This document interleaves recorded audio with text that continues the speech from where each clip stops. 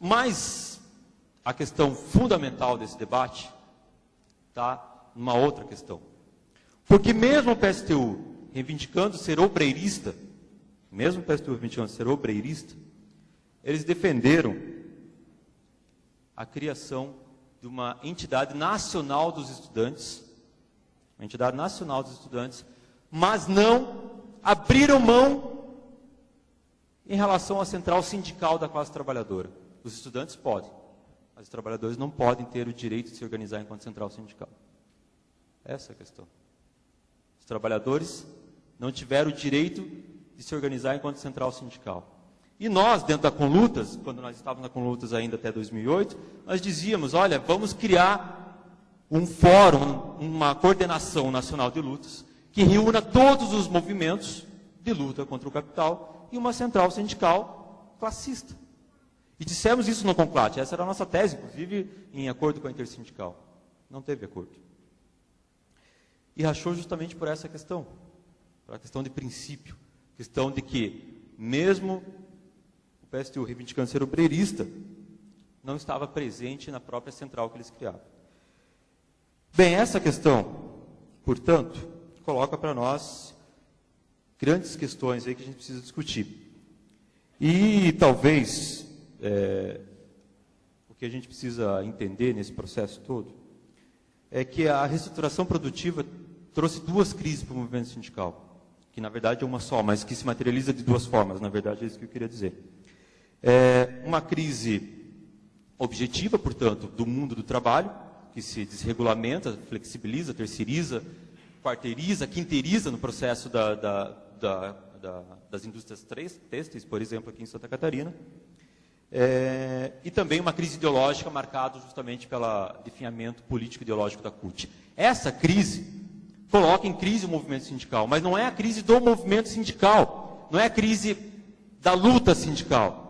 Essa é a diferença que precisa ser feita. A luta sindical precisa continuar sendo. Agora, o que a gente precisa discutir é justamente a concepção de sindicato. E o processo da reestruturação produtiva trouxe, talvez o principal efeito da crise do movimento sindical seja passar, no caso da CUT, a tentar consertar o capitalismo. E assume uma posição de negociar nos termos do capital como se fosse a única possibilidade possível. Apenas isso. Negociaríamos dentro dos termos que o capital nos coloca. E por isso os fóruns tripartites, negociar com os governos, com os patrões, apostar em todas as formas possíveis de negociação, e isso tem reflexo ainda hoje. Vou citar só um exemplo do sindicato do qual eu atuava até o ano passado, que era o sindicato do magistério aqui de Santa Catarina. Tivemos uma assembleia recentemente, e num diálogo com um dos dirigentes, com um membro da direção do sindicato, tinha a assembleia cheia, tinha mais de 1.200 professores. Perguntei, uma boa assembleia para fazer um ato, né? E aí o dirigente diz, não podemos fazer um ato, senão a gente rompe o acordo com o governo. Tá, mas como assim, rompe o acordo com o governo?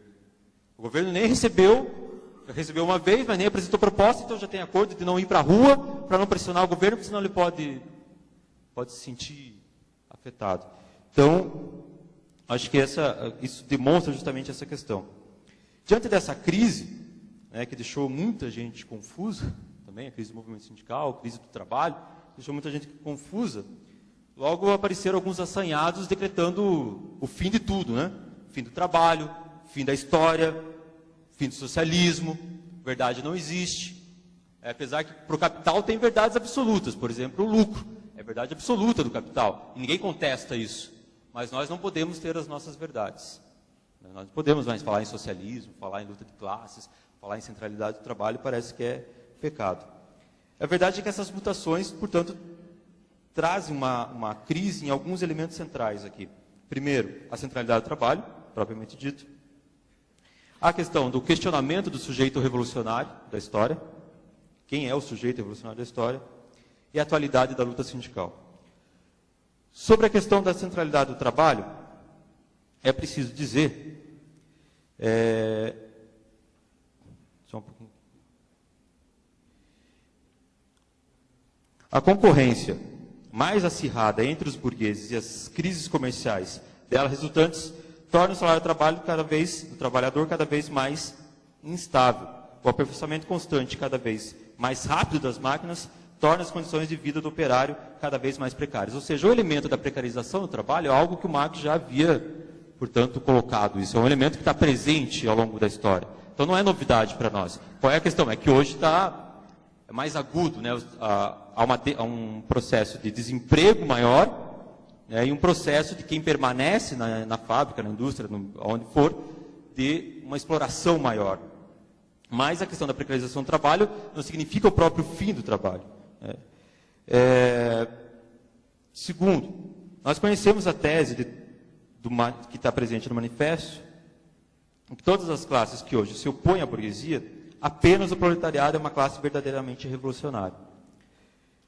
No entanto, no atual estágio de desenvolvimento do capitalismo, marcado pelo profundo desemprego em massa, em que a força de trabalho sedentária atinge uma magnitude tal, criou-se a mistificada ideia do fim do trabalho e, consequentemente, a negação do papel revolucionário do proletariado.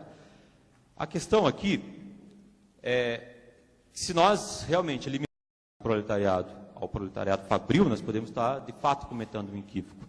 Então, portanto, essa questão do proletariado é algo que precisa ser discutido, mas qual é o elemento central aqui? A existência do capital está diretamente ligada ao trabalho assalariado. Não há realização do capital sem trabalho assalariado. Portanto, o capital não elimina o trabalho. Isso é uma questão fundamental de uma das teses do Marx. A outra questão em relação à atualidade da luta sindical. Como eu disse antes, há uma confusão entre luta sindical e sindicato. Nós temos um problema no sindicato brasileiro, que é a estrutura sindical que precisa ser superada. Essa estrutura sindical que existe hoje não nos serve. É uma estrutura sindical que atrela o sindicato, que financia o sindicato, que contribui para a burocratização, que contribui para a peleguice que está colocada no movimento sindical. É preciso superar isso. Essa estrutura sindical precisa ser superada. Portanto, o principal exemplo disso, de que ela precisa ser superada, está na própria CUT. A CUT nasce, lá em 83, se contrapondo completamente à estrutura sindical. E agora, em 2008, o reconhecimento das centrais sindicais pelo Estado é justamente a coroação dessa estrutura sindical. Para ver num processo de degeneração de 20 anos, aí a CUT nasce de um processo de luta e chega a se conformar ao Estado a partir do reconhecimento por parte do próprio Estado das centrais sindicais. Essa estrutura sindical que nós temos hoje serviu para Getúlio Vargas atrelar os sindicatos, serviu para a ditadura militar de 64 dominar os sindicatos, serviu no processo de reabertura para também intervir nos sindicatos e serviu no governo Lula mais ainda para atelar os sindicatos combativos e agora no governo Dilma isso provavelmente tende a continuar. Portanto, esses três elementos aí, a centralidade do trabalho, a questão já estou concluído, só deixa eu finalizar a frase. A centralidade do trabalho, a questão da luta sindical e a questão do sujeito revolucionário precisam entrar no debate em relação à reorganização do movimento sindical. Mas isso, né, a gente precisa conhecer algumas coisas, entender melhor isso, né? Para finalizar, queria dialogar de novo com o Scapi, né, em relação à tese dele de que é preciso que o movimento aflore para que a gente possa construir a central. E, portanto, se é verdade que está presente no debate da reorganização, também é verdade que ela precisa ter sem fazer qualquer sinalização para a classe que se apresenta enquanto uma alternativa, ela continuará sendo dirigida majoritariamente pelas centrais pelegas, que hoje dirigem a maioria dos sindicatos, né, enfim. Né. E para concluir, de fato, né, nossos inimigos dizem, a verdade não existe, mas nós dizemos, nós a sabemos ainda. Bertolt Brecht. Obrigado.